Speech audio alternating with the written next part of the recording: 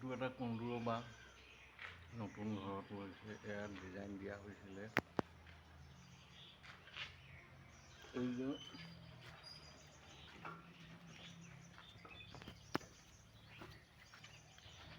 এইজন মানুহ আমাৰ থলুৱা হয়। এওঁ কাম কৰি খাইছে। এওঁ নিচিনা মানুহে যিটো চৰকাৰী সুবিধা পাব লাগে সেইটো পোৱাই নাই। চব এইজন মানুহে কাম কৰি খাইছে। এওঁৰ নামত এওঁক কি বুলি কওঁ মই বুজি পোৱা নাই। বা ঘৰটোকে চব ডিজাইনটো মই গৈছিলোঁ।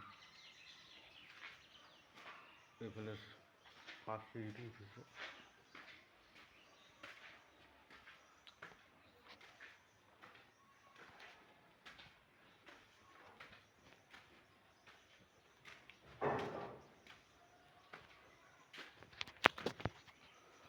এইবোৰ এলুমিনিয়াম খিৰিকী হ'ব, ডাঙৰ ডাঙৰ 5 ফুট 7 ফুট।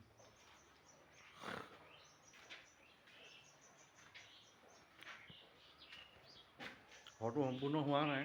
সম্পূৰ্ণ হ'লে আৰু বহুত ধুনীয়া লাগিব। সম্পূৰ্ণ হ'লেও মই এইবোৰ আপোনালোকক দেখুৱাম।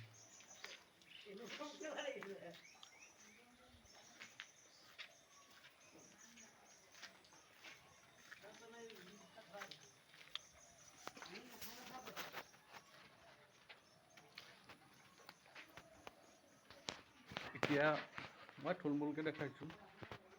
এই বগা ইটাটো ভাল, আৰু আপুনি যিমানেই হেৰিটো দিয়ে হেভিকৈ, এইবিলাক আপোনাৰ লিণ্টাৰ চাপ লিণ্টাৰ হ'লেও বগা ইটাটোৰ নিচিনা ৰঙা ইটাটোৰ নিচিনা নহয়। এইফালে এটা ৰুম হ'ব।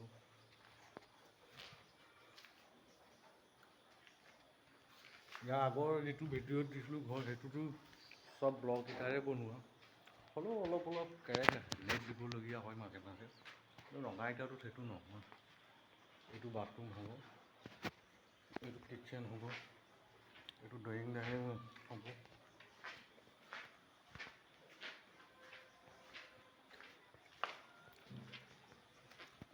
এইফালৰ পৰা ভাড়া ঘৰৰ মানুহ অহা আকৌ ওপৰটো বনোৱা হৈ আছে। ওপৰৰ এইবিলাক সম্পূৰ্ণ হ'লে আপোনালোকক ফুল ভিডিঅ' দিয়া হয়। কেনেকুৱা লাগিছে কামটো? আৰু গাঁথনি কৰিলে আপোনাৰ যি চাইডে ওলম কৰা হয়, সেই চাইডে এনেকৈ বাঁহনি দাগ যদি দি দিয়ে, এনেকৈ যদি ধুনীয়াকৈ বাঁহনি দাগটো দি দিয়ে, তেতিয়া কি হয়, আপোনাৰ মছলাটো কামোৰ মাৰি ধৰে। আৰু এইটো বেক চাইডটোতো আপোনাৰ কোনো দৰকাৰ নাই। এইটোতো গোটেই আপোনাৰ এইটো ৰাবিজে থাকে।